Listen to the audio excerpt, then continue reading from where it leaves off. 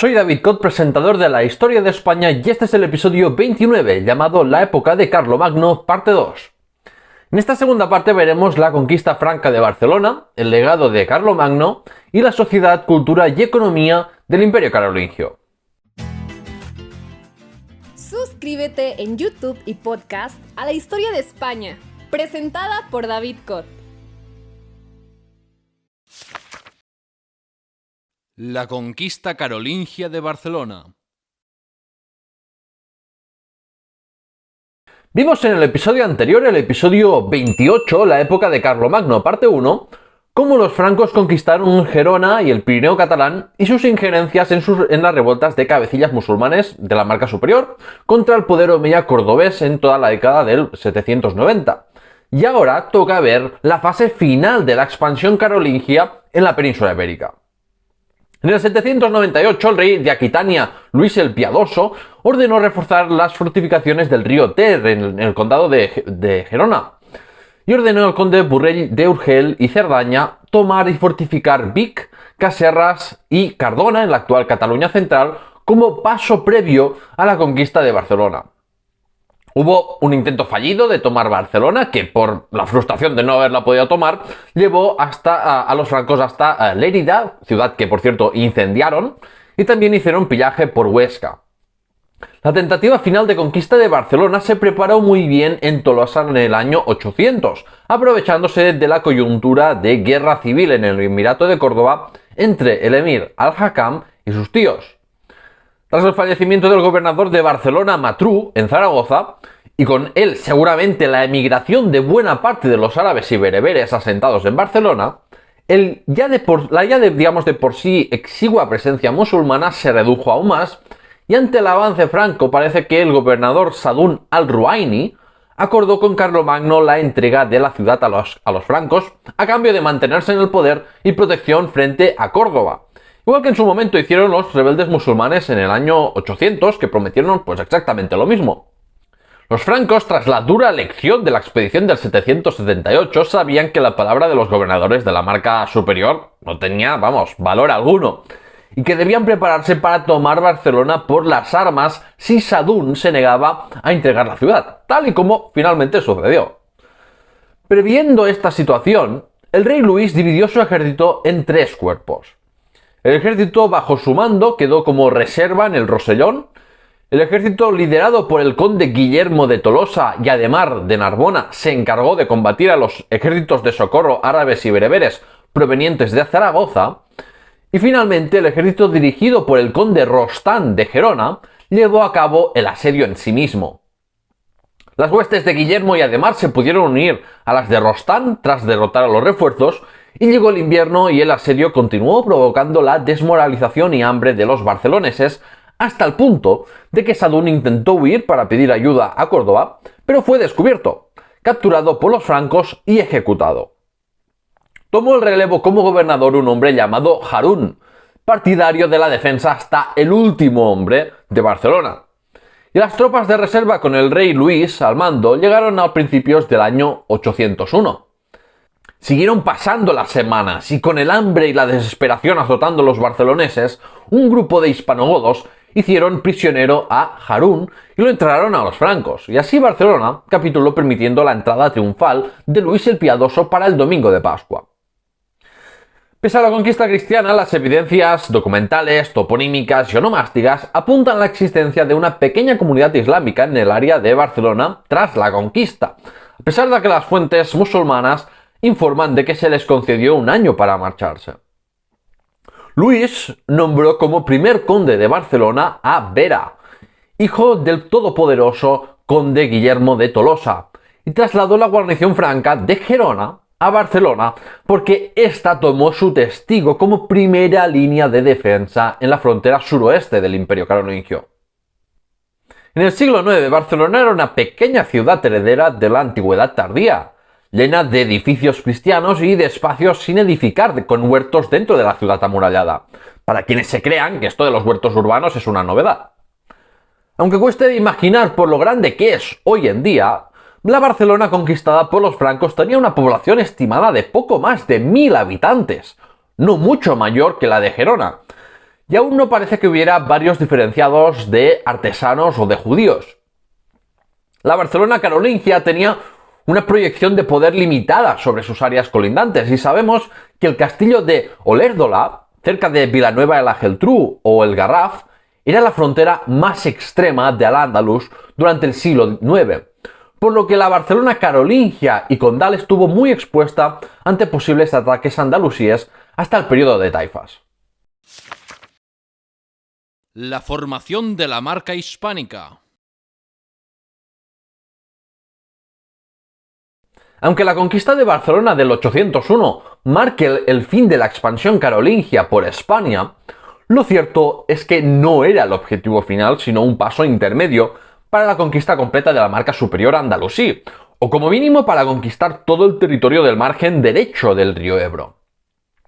Se conocen 3 campañas fallidas de Luis contra Tortosa, ciudad situada cerca de la desembocadura del Ebro, porque en la Edad Media no existía aún el delta del Ebro, y en aquella época la cercana localidad de Amposta era donde desembocaba el Ebro y ya se encontraba el mar. La primera campaña en el 804 provocó la destrucción de numerosas fortalezas y aldeas en las costas de Tarragona, y esta actividad destructiva en la actual provincia de Tarragona más que probablemente está relacionada con el hecho de que el área de Tortosa era la zona más llena de esos piratas andalusíes que atacaban las costas cristianas de todo el Mediterráneo. El segundo intento fue en el 808, terminando con victoria militar franca y captura de botín, pero sin conquistar Tortosa. Y el último intento fue al año siguiente y los francos pusieron cerco a Tortosa con maquinaria de asedio por todo lo grande. Los miembros más prominentes de Tortosa de origen hispanogodo libraron las llaves de la ciudad en señal de rendición tras 40 días de asedio. Pero los gobernadores de la frontera y el hijo y heredero del emir al-Hakam, el futuro Abderramán II, llegaron con un ejército de refuerzo y pudieron derrotar a los atacantes y abortar la toma franca de Tortosa, que permaneció como fortaleza andalusí inexpugnable hasta el siglo XII. Es muy interesante un artículo de Josep Sunyer que destaca la importancia de la guarnición y población voluntaria local en la defensa de Tortosa, y revela la participación en su defensa de los timíes cristianos y judíos, los muladíes y los marineros tortosinos de las clases más desfavorecidas de distinto origen étnico. En el escenario aragonés, los francos no habían renunciado aún a tomar Huesca y lo volvieron a intentar en el año 812, pero fracasaron y así terminó su intervención sobre el Pirineo central. Donde parece que sí tuvieron más éxito es en Pamplona, que al empezar el siglo IX tenía un gobernador vascón llamado Velasco que era fiel a los francos. Esa Pamplona carolingia se sostenía mucho más por la diplomacia que por la presencia física de francos, y en el 816 se inició una guerra en Vasconia para decidir si estaría más en la órbita de influencia andalusí o en la franca, finalmente inclinándose a favor de Al-Ándalus, como veremos cuando toque hablar del génesis del reino de Pamplona de Íñigo Arista. Viendo que a corto plazo se veía difícil continuar la expansión, los carolingios y omeyas firmaron un tratado de paz estableciendo la frontera entre francos y andalusíes en Barcelona, a cambio de la renuncia de las pretensiones francas sobre Tortosa y Zaragoza, que no estaban sometidas realmente a los omeyas. Las paces fueron efímeras y en el 815 el emir al-Hakam ordenó a su tío Abdalá al-Balansi que atacase Barcelona, pero el conde Vera defendió con éxito la plaza y antes del 820 se firmó de nuevo una paz, esta vez más duradera, con Córdoba. De este modo se consolidó el espacio de frontera de la llamada Marca Hispánica, en el sector oriental de la futura Cataluña, la llamada Cataluña Vieja, compuesta por condados como los de Barcelona, Gerona, Osona o Ampurias, mientras que los francos perdieron su influencia sobre los valles del Pirineo aragonés y Navarra. Para diferenciar el territorio controlado por los carolingios del resto de la península, algunos cronistas francos hablan de marca hispánica o utilizan otras denominaciones como Gotia. Pero como ya señaló en su día el historiador Ramón d'Abadal, Es muy importante alertar de que la marca hispánica no existió como unidad administrativa superior ni existía un sentido, digamos, de unidad entre los condados subpirenaicos, sino que es una forma de llamar al conjunto de condados carolingios fronterizos de la actual Cataluña cuando aún no existía el concepto de Cataluña. Es por esto que algunos historiadores hablan de marca hispánica y después de Bifredo el Velloso, de Precataluña, porque al final nos encontramos con el mismo problema que los autores de la época, y es que se estaba formando una realidad política sin precedentes y por eso era difícil darle un nombre preciso. Los resultados de las campañas carolingias en España solo se pueden valorar como mixtos, con sus éxitos y fracasos,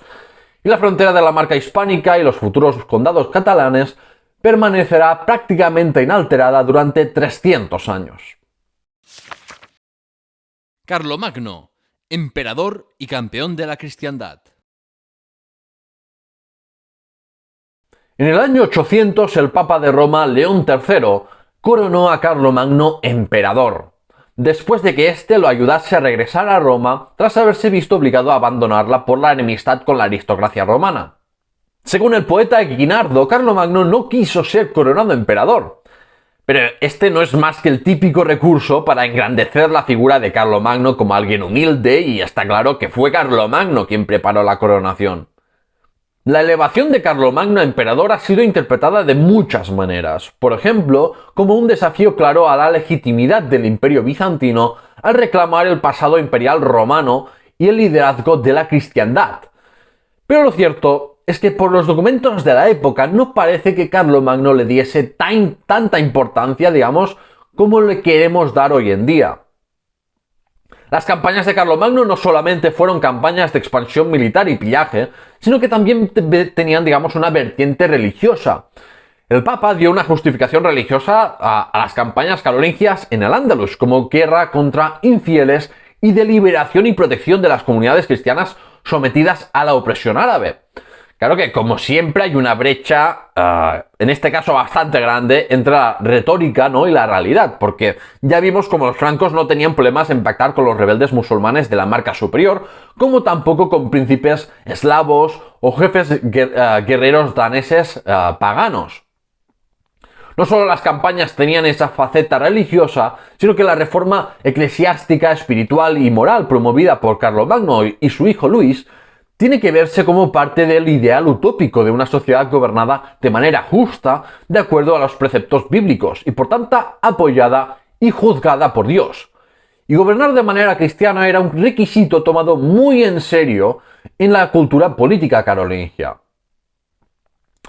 La edad no perdonaba tampoco al campeón de la cristiandad latina, y para cuando fue coronado emperador, Carlomagno pues ya estaba cada vez menos activo en los asuntos militares y se centró, digamos, a llevar a cabo una intensa actividad legislativa, mientras también delegó más protagonismo a sus 3 hijos.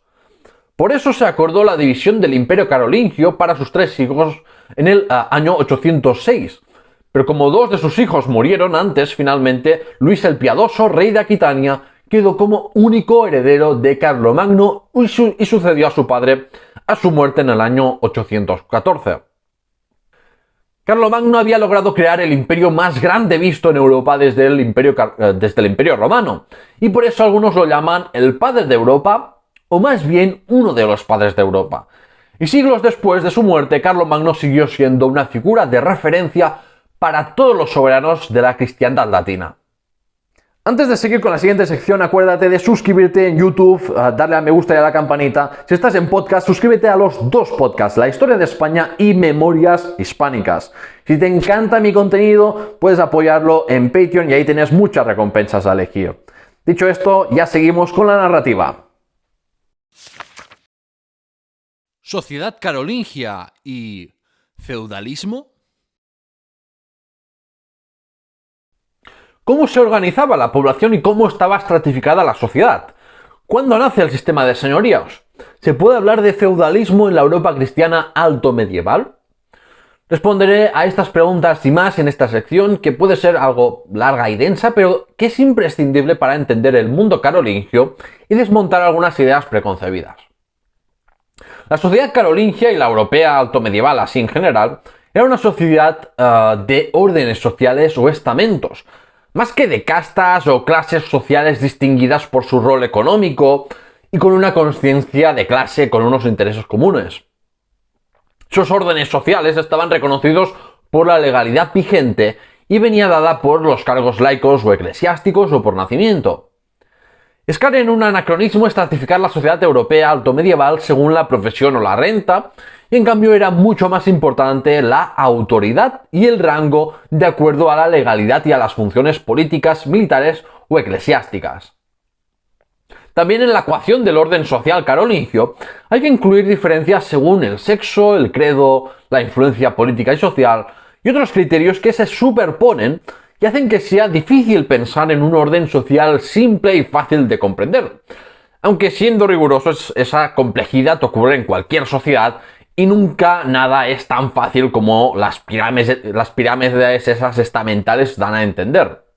En la concepción medieval se veía a la sociedad ante todo como cristiana y el orden social estratificado se interpretaba como un reflejo del orden celestial, ya que cada persona tenía su lugar y papel en la sociedad. A nivel teórico, esto supone reconocer las desigualdades sociales. Pero por otro lado, también se respetaba cada rol social por igual, fueras conde o campesino, porque la tarea de cada uno era necesaria para la sociedad y las personas al final son iguales ante Dios. Igual que vimos con la sociedad del reino visigodo, la distinción legal fundamental y común en las sociedades posromanas era entre libres y no libres, y entre señores y siervos y esclavos. También se incluían categorías legales específicas para militares, servidores públicos y eclesiásticos, tales como obispos, jueces o condes. El mundo carolingio era un mundo dominado por aristócratas, y ese estatus aristocrático derivaba del control de la tierra y el trabajo, la posesión de un caballo, la participación en redes de clientela, el linaje y la familia extendida, y el reconocimiento del estatus social prominente en forma de cargos públicos. Vamos, que como siempre la sociedad estaba regida por el nepotismo y enchufismo, y los aristócratas expresaban su estatus de élite yendo armados, llevando un cinturón militar y otras ropas, siendo capaces de hablar latín culto y participando en actividades como la guerra, caza y banquetes. Es cierto que ser hijo de tal no te garantizaba, tener una carrera brillante o por lo contrario no tener ninguna. La aristocracia no era una casta cerrada, sino que había una cierta movilidad social, ya fuera por méritos, lealtad y favor real, la construcción de redes clientelares, matrimonios o cambios en el patrimonio. E incluso una persona de origen humilde podía ser ennoblecida, mientras que un noble rebelde derrotado podía ser ejecutado, sus propiedades confiscadas y su familia caer en desgracia. Las fuentes se refieren a los aristócratas con el título de su cargo y con términos como nobles, potentes, ilustres, cercanos al rey o excelentes, por lo que la identidad de la élite se distinguía del resto por ser un grupo de personas libres e influyentes social y políticamente, y además por ser moralmente superiores respecto a la plebe campesina. En la mentalidad aristocrática no había nada peor que perturbar el orden social que dominaban, y esto se ve, por ejemplo, en cómo los aristócratas, tanto francos como sajones, masacraron a unos campesinos que habían defendido sus tierras de los vikingos. Esta defensa de la patria, que podía interpretarse no solo como un derecho, sino como una obligación de toda la población, fue vista como una amenaza por una élite que quería evitar un asociacionismo de campesinos sin su consentimiento. Claro, la amenaza a la autoridad de la aristocracia era vista como peor que el ataque de unos paganos que harían pillaje y tomarían cautivos y luego se largarían. Sin embargo, un examen de la rica documentación carolingia nos hace ver que la sociedad carolingia no cumple en líneas generales con el estereotipo del señor feudal que domina unos siervos campesinos ahí desde su gran residencia o castillo y sometiéndolos a demandas abusivas y arbitrarias. Esto es así, primero, porque la norma entre grandes y pequeños propietarios era que sus tierras estuvieran algo dispersas. No era lo más común las grandes haciendas concentradas bajo la jurisdicción de un noble. Por ejemplo, un propietario mediano podía tener unas cuantas parcelas en una aldea y algunas más en aldeas cercanas, y este mismo propietario solía tener contactos con un propietario de mayor estatus con más propiedades en un espacio geográfico más amplio, que podía ser pues un aristócrata con autoridad pública reconocida por los carolingios. Y de esta forma se articulaba informalmente la sociedad carolingia, con redes de clientela y cada vez mayores diferencias sociales y estratificación. La forma de organización de la población más común era la de las aldeas, con casitas hechas pues, de madera y otros materiales simples, para albergar una familia nuclear, que solía ser compuesta por una pareja y 3 hijos. Y los hogares estaban situados a unos pocos metros de cada uno, mientras que las tierras arables en sí solían encontrarse fuera de la aldea y cada familia tenía pues unas pocas hectáreas para cultivar, ya fueran de su propiedad o bien arrendadas por un terrateniente. En la antigüedad tardía por romana hubo mucha aparición y desaparición de aldeas y de fincas dispersas, pero a partir de la época carolingia emerge ya la tendencia a fijar ya más definitivamente los poblados, en especial si se había construido un cementerio o una iglesia, que por cierto cada vez se construía más con piedras en vez de madera. Los grandes terratenientes aristocráticos solían tener múltiples residencias en ciudades, fincas rurales lejos de las aldeas campesinas o en monasterios de fundación familiar. Y no vivían en un lugar fortificado fijo, sino que las necesidades del imperio carolingio y de las propiedades dispersas que gestionaban implicaban mucho movimiento.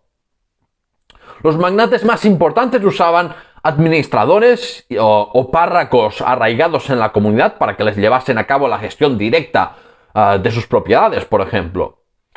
Las conexiones de esos aristócratas con la corte carolingia o con magnates aún mayores, con contactos, permitía conectar las aldeas con la administración y justicia imperial en su conjunto, del mismo modo que la creciente implantación local de la iglesia, muchas veces gracias a los mismos aristócratas que fundaban iglesias controladas por sus familias, servía tanto de conexión política como espiritual de las aldeas con el resto de la sociedad carolingia. Vale la pena, pues, recordar que muchos líderes eclesiásticos provenían de la aristocracia, y no hay que verlos como un estamento, digamos, enteramente separado de la élite laica, pese que también es cierto que los clérigos desarrollaron una identidad de grupo diferenciada, por ejemplo, vistiendo diferente o no participando en las cazas propias de los aristócratas. El grueso de la población eran siervos campesinos, no pequeños propietarios libres,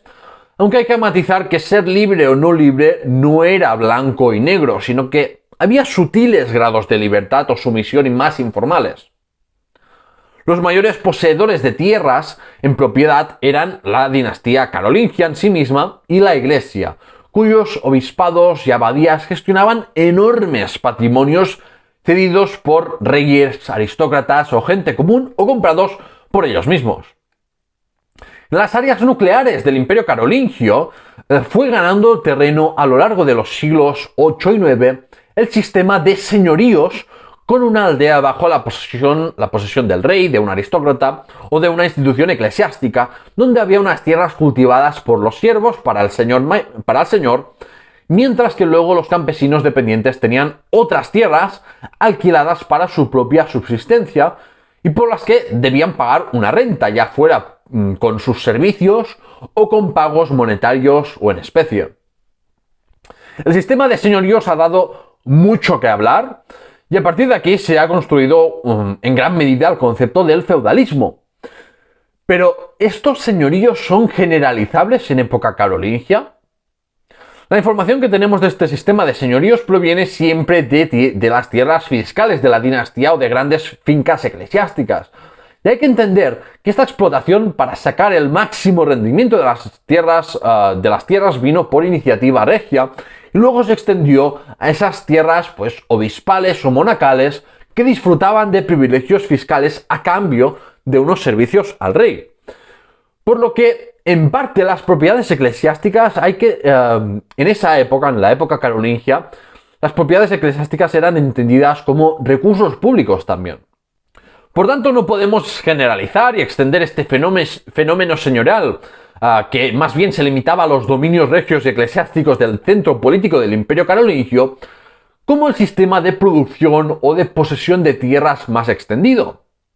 Solo el rey, la iglesia o los mayores aristócratas imperiales podían permitirse comprar y unificar las dispersas propiedades, que recordemos eran la norma en esa época, o bien llevar a cabo las costosas tareas de deforestación para convertir tierras no agrícolas en arables sin parcelas de otros propietarios de por medio. Y ese es uno de los motivos por los que no podemos hablar de feudalismo en la Alta Edad Media. ¿Y qué es el feudalismo? Hay realmente muchas definiciones y no hay consenso ni si es... Es que vamos, hay quienes hasta dudan de que sea un marco teórico útil, pero el feudalismo se puede definir como el sistema político, económico y social basado en relaciones de vasallaje y dependencia, siendo el vasallaje una relación desigual entre dos hombres libres y la dependencia una relación de servidumbre entre un propietario de tierras y una persona no libre. Hay quienes ven el origen de este sistema en la dinastía carolingia y en cómo, digamos, los reyes carolingios forjaron lazos de fidelidad personal con aristócratas dándoles cargos públicos. Contra esto se puede argumentar que en las fuentes carolingias los vasallos eran individuos ligados al servicio más personal del rey y que no toda la aristocracia, digamos, cortesana era referida como vasalla. Tampoco hay juramentos escritos de fidelidad, otorgar rentas en forma de beneficio vinculado a un cargo que podía ser retirado en cualquier momento no era el modo más habitual ni tampoco el más importante de acceder a la propiedad de la tierra, y no había aristócratas que cediesen tierras en beneficio a sus respectivos fieles. El beneficio feudo tiene que entenderse como una recompensa extra, pero al fin y al cabo, los monarcas carolingios, al otorgar cargos públicos, ya estaban reconociendo la prominencia social de quienes recibían los honores y dignidades. No es como si el poder y autoridad de quienes recibían tierras como beneficio feudo dependiese enteramente, ni siquiera mayoritariamente, de estas recompensas. Cuando hablamos de feudalismo, muchos se imaginan un sistema opresivo, donde magnates laicos y eclesiásticos explotaban sin limitaciones legales y con gran autonomía respecto a la autoridad regia a unas masas campesinas siervas. A veces la Edad Media de la Europa cristiana se ha caracterizado enteramente como feudal, pero en la definición más restrictiva esta etiqueta se refiere a la relación entre un rey, un señor laico o eclesiástico y sus fieles o vasallos. Y este fenómeno de jurar fidelidad y de poner por escrito unos compromisos fue algo mucho más limitado a la plena Edad Media entre los siglos XI y XII, tal y como vimos en el episodio extra 15, el condado de Urgel, 870-1066. Algunos historiadores diferencian así entre feudalismo como vínculos personales entre nobles y el sistema señorial de explotación de la tierra entre señores y campesinos dependientes. Sobre cómo se llegó a eso lo investigaré más en un futuro, pero se suele explicar como que con el debilitamiento de los reinos carolingios en la segunda mitad del siglo IX, los aristócratas con cargos públicos, tales como duques y condes, patrimonializaron las instituciones, las hicieron hereditarias y transformaron las tierras del fisco en tierras de su propiedad. Gradualmente los duques y condes se convirtieron en soberanos con control sobre unos recursos antes públicos y que, como tenían capacidad para redistribuirlos a su gusto, pudieron arraigar su poder y tejer sus propias redes clientelares, recompensando a sus fieles con feudos a cambio de sus servicios, unos servicios principalmente militares, y a su vez los subalternos de los condes y reyes que surgieron en el mundo poscarolingio tenían dependientes fieles por debajo suyo. De este modo, digamos que se explica cómo que se produjo un efecto goteo de arriba abajo y se consolidaron los grandes linajes aristocráticos y la pequeña nobleza, en un proceso que podemos llamar de feudalización de la sociedad. La naturaleza del poder carolingio. Como consecuencia de ser una sociedad dominada por una aristocracia y regidas por las relaciones de patronazgo y clientela, la naturaleza del poder político en el mundo carolingio era menos institucionalizada y más informal que en los estados modernos o en época imperial romana. El imperio carolingio, siempre que podía, optaba por la negociación y la cooperación con las élites locales, de cada región antes que imponerse por la vía de la fuerza o reemplazando la jerarquía local por fieles de origen franco. El poder del rey derivaba por el lado terrenal de poseer más tierras que ningún otro aristócrata, de los éxitos militares y su habilidad política. Y por el lado espiritual, la legitimidad del poder del rey por encima de los demás venía dada por su alianza con el Papa de Roma, que era el representante de Dios en la tierra, y por la promoción y protección de una sociedad ordenada según los mandatos bíblicos. Los problemas de sucesión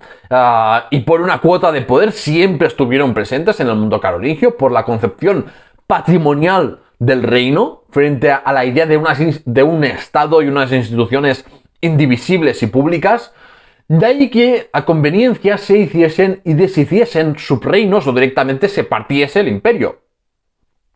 La tonsura para dejar calvo como un monje a un posible heredero era una forma de denegar sus aspiraciones regias, como ocurrió con los visigodos, aunque la tonsura o la ilegitimidad no fueron suficientes para evitar esas aspiraciones e incluso algunos llegaron a ser reyes a pesar de eso. La mayoría de hijas de los reyes carolingios terminaron en conventos para así evitar que hubiera demasiados yernos que reclamasen derechos dinásticos, aunque por esta política, a finales del siglo IX, los carolingios llegaron a enfrentarse al problema de tener una línea de sucesión demasiado estrecha que puso en peligro la continuidad del linaje. Por otro lado, el poder aristocrático estaba legitimado por su asociación con el poder regio, que a su vez estaba unido al eclesiástico, y el poder regio necesitaba a los aristócratas para administrar de manera efectiva el imperio. Por lo tanto, no hay que entender las relaciones entre rey y aristócrata como un juego de suma cero en que el rey y los nobles compiten por quitarle el poder al otro, sino que ambos se necesitaban y se entendía que el rey buscaba el consenso y compartía su poder con los condes y obispos del imperio. Y del mismo modo que había intereses distintos y a veces abiertamente enfrentados entre los miembros de la dinastía carolingia, tampoco nunca la aristocracia actuó con una, unidad de acción, porque había intereses muy distintos para cada individuo y según las circunstancias. ¿Y cómo es que el imperio carolingio fue perdiendo impulso hasta su disolución? Pues hay que entender que en buena medida la estructura política y militar estaba orientada a la expansión territorial y a la guerra. Es una táctica política muy vieja el realizar campañas ofensivas y conquistas con el fin de encontrar un enemigo exterior, mantener a las élites ocupadas y recompensarlas con los botines de guerra y disminuir así, digamos, la probabilidad de guerras intestinas. La propaganda carolingia justificaba las guerras por la religión, para expandir el catolicismo ahí donde había paganos. Y como es habitual en los imperios se hablaba del propósito de civilizar, que no es más que aculturar las poblaciones conquistadas y hacerlas, digamos, más similares al pueblo conquistador, en este caso los francos. Pero, aunque tampoco hay que ser incrédulo y no creer que la mentalidad de la época hubiera una preocupación real por expandir el cristianismo y salvar almas, yo soy más de los que piensa que solían pesar más las ganancias materiales, que permitían que tanto la familia real como los aristócratas y otros se enriqueciesen con las oportunidades que da la guerra, como vimos por ejemplo en el episodio 16, Leovigildo y la construcción del reino visigodo, al explicar los motivos de las campañas de Leovigildo. La captura del tesoro de los ávaros destacó por las enormes riquezas que aportó el imperio carolingio y permitió que Carlomagno tuviera más margen para recompensar a los aristócratas más prominentes y a la iglesia. Pero claro, a medida que las prospecciones de nuevas conquistas, de grandes botines y de oportunidades de ascenso social disminuían, también lo hacían las ganas de los nobles de participar y aportar hombres para las campañas, y por eso al final del reinado de Carlomagno ya se ve más legislación para fomentar la aportación de levas militares en señoríos, obispados y abadías. A menos posibilidad de ganancias económicas y de cargos, menos pastel había a repartir y más incentivos tenían para iniciar revueltas los nobles que se sentían desfavorecidos por el poder central. Casi siempre, eso sí, con un pretendiente carolingio a la cabeza, es decir, jugaban dentro del sistema, no fuera del sistema. Como les ha pasado a tantos imperios, el imperio carolingio de Carlomagno tuvo éxito a pesar de sus muchos reveses, mientras que pudieron canalizar su poder militar hacia el exterior. Pero a la que empezaron a alcanzarse los límites de la expansión y a aumentar los ataques de otras gentes contra ellos, se agravaron los problemas internos. Otro motivo que jugó su papel, digamos, en la disolución del Imperio Carolingio era el delicado balance entre la unidad imperial y la falta de estandarización institucional de las regiones pertenecientes al imperio, un fenómeno típico de la gobernanza medieval. Esto era un arma de doble filo porque, por una parte, se pudieron mantener regiones inconexas con un pasado y cultura propias y se difundió una cultura política y eclesiástica en todos los territorios carolingios que perduró y permaneció tras sus independencias. Pero, por otro lado, eso también tenía la debilidad de que esta flexibilidad y adaptación a las realidades locales hacía que el Imperio Carolingio estuviera poco cohesionado y no fuera difícil que surgieran fuerzas centrífugas que separasen a los dominios imperiales. Pero, irónicamente, quienes más contribuyeron a la caída del Imperio Carolingio no fueron unas élites regionales separatistas, sino que fueron los propios miembros de la dinastía, por sus rivalidades internas y la concepción patrimonial del reino frente a la visión que tendríamos actualmente de ver una entidad política como algo indivisible. Historia ambiental y economía carolingia. Volvamos atrás en el tiempo y visualicemos la realidad del paisaje de Europa en la Alta Edad Media. Debes imaginártelo como un paisaje donde predominaba el bosque, con áreas donde entre el 40 y el 80% del espacio lo ocupaba la masa forestal. Para que te hagas una idea, en la actualidad en España en torno al 37% del territorio son bosques, pero hay partes de Europa donde el porcentaje está por debajo del 15%. Y eso que con las mejoras tecnológicas ya no se ocupa tanta tierra con fines agrícolas. Los humanos debían pelear contra la naturaleza para sobrevivir, por ejemplo, contra los lobos que poblaban los bosques europeos altomedievales, las plagas de langosta o las inundaciones y sequías. Y debían dominar la naturaleza y adaptarla para servir mejor a sus necesidades. La realidad geográfica de cada comarca y región y las preferencias alimentarias según la cultura o posición socioeconómica dictaban cómo los humanos explotaban los recursos naturales. Por ejemplo, en el norte de Europa se consumía más carne que en el Mediterráneo. Las élites preferían consumir pan, carne y vino porque eran muestras de ser civilizado, y porque según la teoría de los 4 humores, que era la más extendida en el mundo árabe y europeo para explicar el funcionamiento del cuerpo humano, el pan era el único cereal caliente y húmedo, que se creía que era la combinación de cualidades más deseadas y beneficiosas para el cuerpo. Los campesinos cultivaban y consumían cereales, con el beneficio de aportar muchas calorías de forma barata.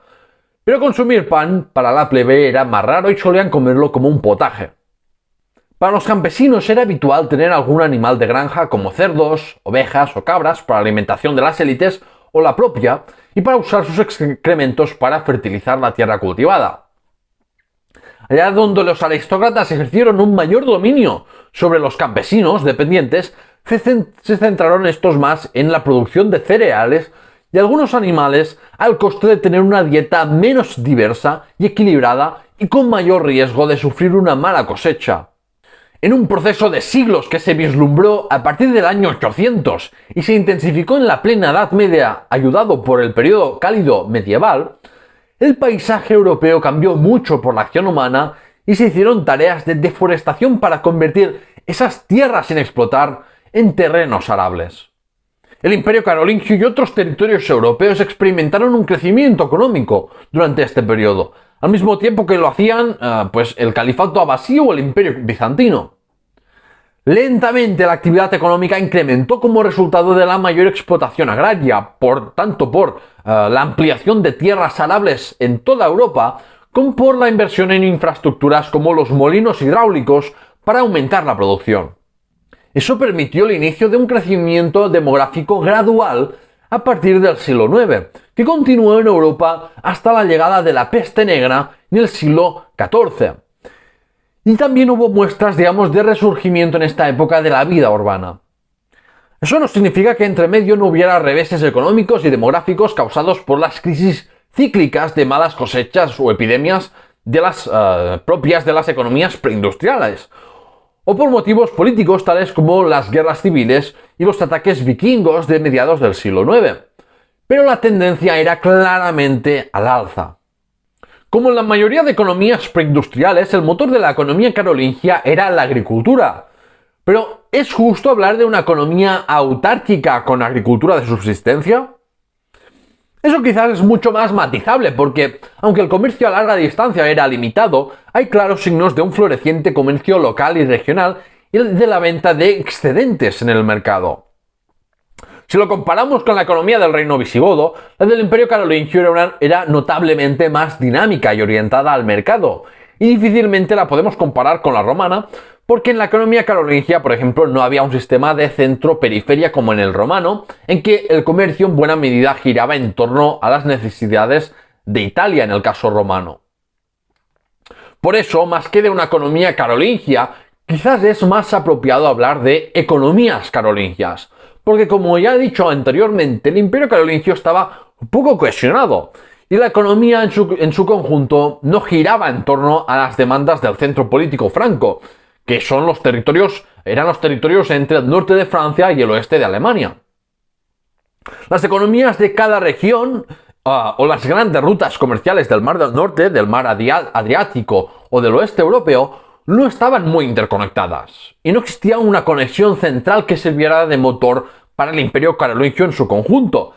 Pero esto no tiene que verse como algo necesariamente malo, porque cada región más o menos era autosuficiente, y los males que ocurrían en una región no tenían por qué esparcirse en las demás o convertirse en un problema político de primer orden, como sí podía ocurrir en el Imperio Romano si había una mala cosecha o una revuelta en los graneros de Roma, como eran las provincias de Egipto o de la actual Túnez.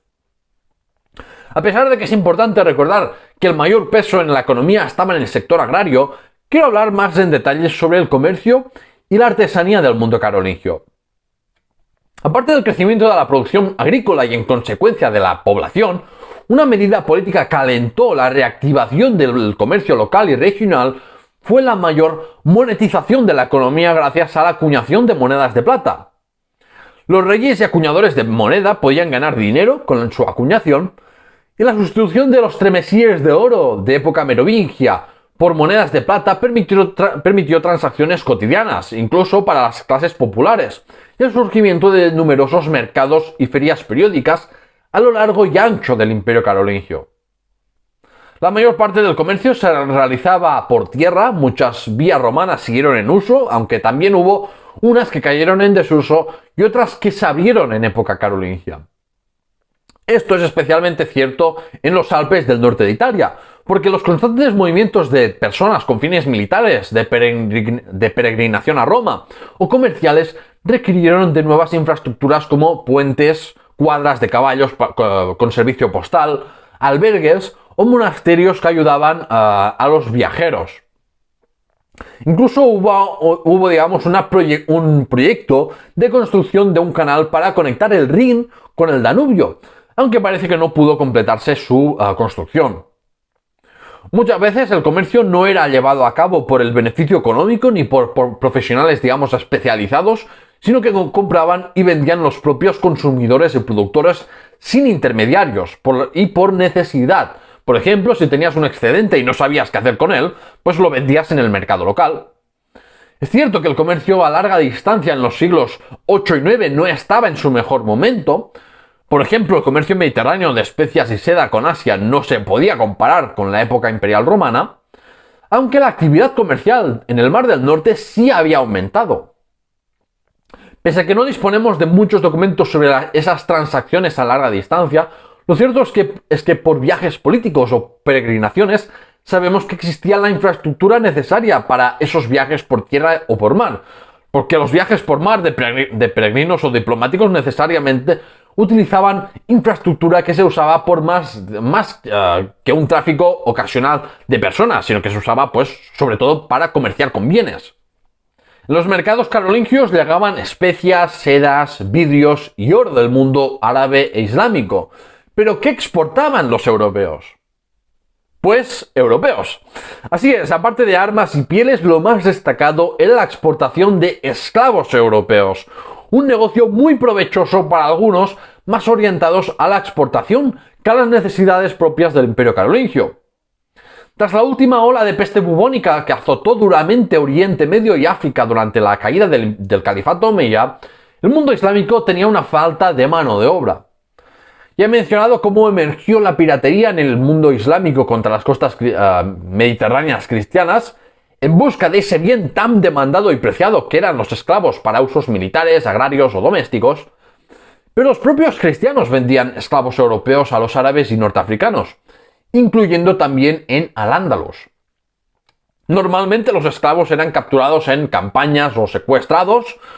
Por ejemplo, se conocen casos de cristianos esclavizados por otros cristianos.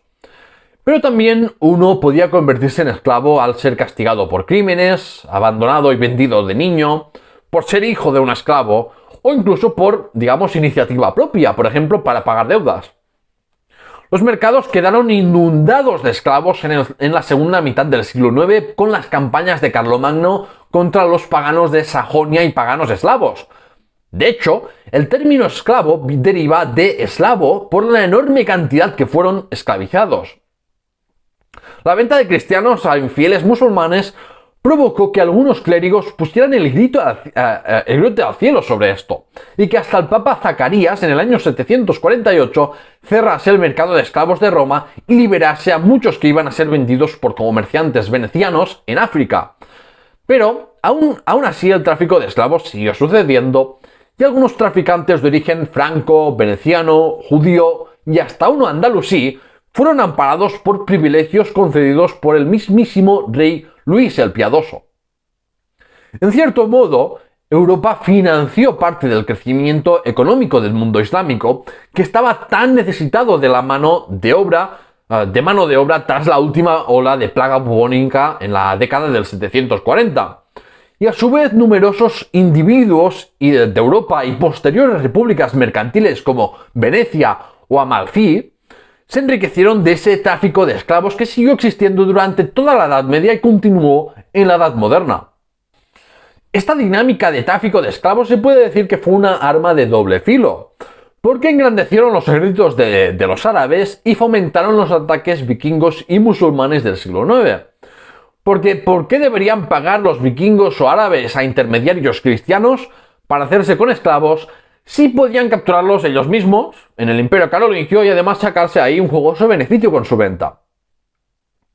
Dejando de lado el comercio, a diferencia de lo que ocurrió en siglos posteriores, en época carolingia había más producción artesanal de textiles, herramientas, armas o cerámicas en áreas rurales y señoríos laicos o eclesiásticos que en pueblos o ciudades. Muchos de esos artesanos trabajaban en monasterios, por ejemplo, y no eran considerados, digamos, profesionales libres, como algunos podían pensar por cómo se enseña en la sociedad bajo medieval posterior, sino que eran considerados personas dependientes del monasterio. Lo mismo ocurría con muchos comerciantes que trabajaban para los monasterios o grandes propietarios, unas veces como comerciantes profesionales y otras pues una persona cuya actividad habitual no era el comercio podía ser encomendada con la tarea temporalmente de ser agente comercial. Los textiles solían tejerlos las mujeres de campesinos como actividad complementaria a otras, ya fuera para el autoconsumo o para la venta, y el tejer también podía ser vista como una actividad social y de ocio, porque pues normalmente lo hacían se reunían pues varias mujeres y hablaban mientras trabajaban. En una economía que con matices se puede calificar de autárquica, la elaboración de objetos de uso cotidiano, tales como platos, cucharas, barriles o antorchas, eran producidos como actividad secundaria de los campesinos, muchas veces porque eran objetos demandados por los señores como parte de la renta y las obligaciones y como parte de esas obligaciones de ser siervo, pues. Por tanto, en la Europa cristiana de la Alta Edad Media, los artesanos en su mayoría no estaban en ciudades ni en barrios separados, estaban vinculados por lazos de dependencia a un magnate y había tareas artesanales donde no había unos profesionales especializados porque los campesinos mismos realizaban esas tareas de forma complementaria. El Renacimiento carolingio. Ya desde Pipino el Breve que el reino de los francos fue expandiéndose y cuanto mayor es un reino o imperio, más necesaria se vuelve la palabra escrita para gestionar los asuntos de Estado. Ese es uno de los grandes motivos que explican el llamado Renacimiento carolingio, del mismo modo que el Imperio Español de los Austrias fundó más universidades que nadie porque las necesidades burocráticas de un imperio tan extenso lo demandaban. Sin embargo, el Renacimiento carolingio no solo se explica por el uso pragmático de la escritura para las necesidades imperiales o por el prestigio de un rey de ser patrón de artes y letras, sino que también había una genuina preocupación por reformar y corregir la sociedad y transformarla en una sociedad cristiana recta.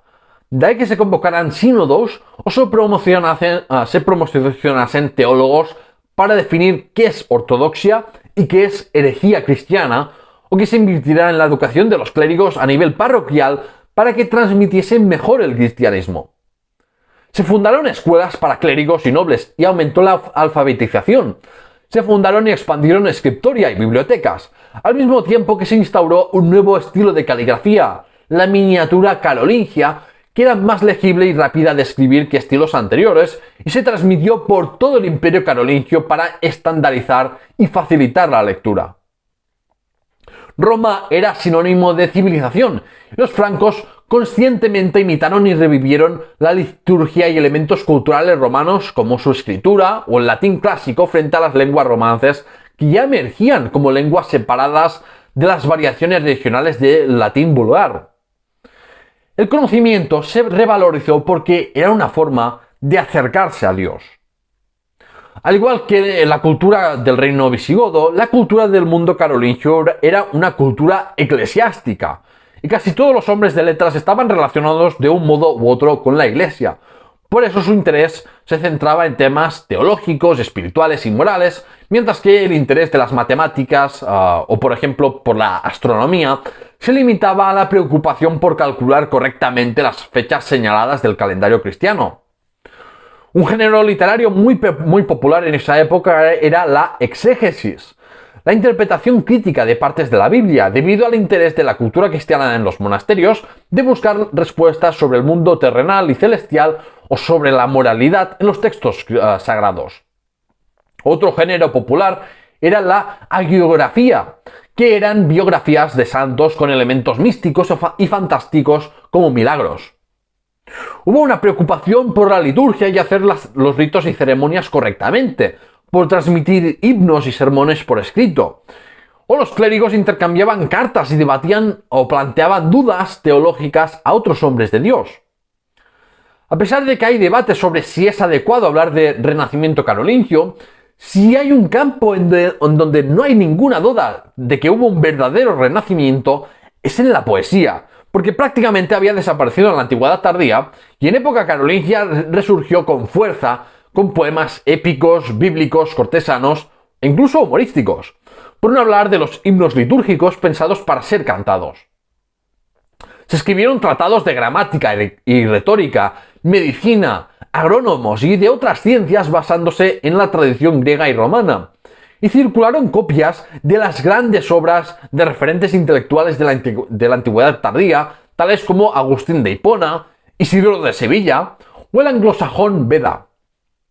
Se siguieron transmitiendo obras o partes de obras de autores clásicos con el filtro de comentarios y compilaciones de autores cristianos, tales como las gramáticas de Heliodonato y Prisciano o las obras de retórica de Cicerón, que eran obras imprescindibles para la enseñanza del latín culto en las escuelas del clero y la aristocracia. El llamado Renacimiento carolingio no fue un movimiento cultural desde abajo, sino un programa consciente promocionado desde la corte carolingia, poniendo a sueldo a numerosos intelectuales eclesiásticos. Entre los intelectuales más destacados del mundo carolingio están Alcuino de York, Paulino de Aquilea, Pedro de Pisa, Pablo el Diácono, Rábano Mauro, Equinardo o Teodulfo de Orleans, este último de origen hispano. La cultura carolingia reanudó el énfasis en la escritura no únicamente por leyes o grandes obras enciclopédicas y literarias, sino que se extendió la escritura para necesidades mucho más mundanas, mucho más cotidianas, como registros de gestión de haciendas, compraventas o disputas de propiedad. Gracias a la popularización de esa valoración de la escritura, tenemos tantos manuscritos en la actual Cataluña en época alto medieval frente a otras regiones con reinos y condados cristianos que no eran de origen y dominio carolingio. El Renacimiento carolingio afectó a la producción escrita, pero también a la arquitectura y el arte, como en cúpulas de capillas, pinturas del fresco, miniaturas iluminadas o la música. Quizás aún es más importante la elevación de la cultura, que no se limitó al reinado de Carlomagno, sino que fue un legado duradero que incluso sobrevivió a la dinastía carolingia.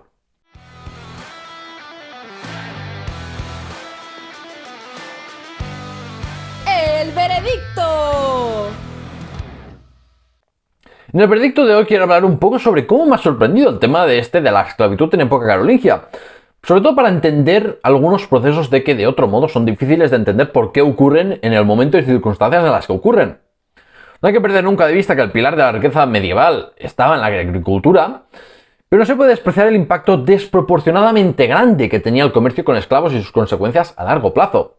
Sabía de las esclavizaciones que provocaron las campañas de Carlomagno contra los paganos, pero desconocía que además de por diferencias culturales, digamos que la mayor demanda de esclavos en el mundo islámico se debiera al impacto demográfico que tuvo la última ola de peste bubónica, que no volvería luego hasta el siglo XIV. Tampoco me había parado a pensar en que ese comercio de esclavos con el mundo islámico fuese tan absolutamente fundamental luego para el desarrollo de esas repúblicas marítimas italianas tales como Venecia. También me ha sorprendido mucho y me ha convencido al 100% la explicación de Michael McCormick de que los ataques vikingos y musulmanes en los siglos IX y X hay que entenderlos dentro de estas dinámicas de búsqueda de esclavos y de monopolización de su comercio, ya que de otro modo no hay una buena explicación del porqué del surgimiento de estos ataques en ese momento y no antes. Cuando hablamos de esclavitud, lo primero que se nos viene a la mente es la esclavitud de negros en la Edad Moderna y contemporánea por parte de las naciones europeas, pero lo cierto es que, por desgracia, la esclavitud, independientemente del origen étnico del esclavizado, ha sido una pieza clave en las economías desde los primeros tiempos. Y no hay que olvidarse ni de eso, ni de que hay ciudades, regiones y países que deben su posición económica actual a las ganancias de ese tráfico de esclavos. Y con eso, el veredicto termina. Antes de que te vayas, acuérdate de suscribirte al canal de YouTube o a los dos podcasts del programa, La Historia de España y Memorias Hispánicas, y únete al servidor de Discord para conversar conmigo y otros amantes de la historia como tú, compartir noticias y bibliografía o actualizaciones del programa. Los mecenas de Patreon votaron y la primera serie temática elegida fue la de la Oceanía española. Asegúrate de verte estos episodios o escucharlos en el podcast de Memorias Hispánicas si quieres descubrir historias de las poco conocidas posesiones oceánicas de España en la Edad Moderna y Contemporánea. Y bueno, y si quieres votar el próximo tema y disfrutar de muchas otras recompensas, puedes apoyar el programa en patreon.com/lahistoriahispana. En el próximo episodio volveremos a la historia política de Al-Ándalus con el emir Hisham y el principio del reinado de Al-Hakam I,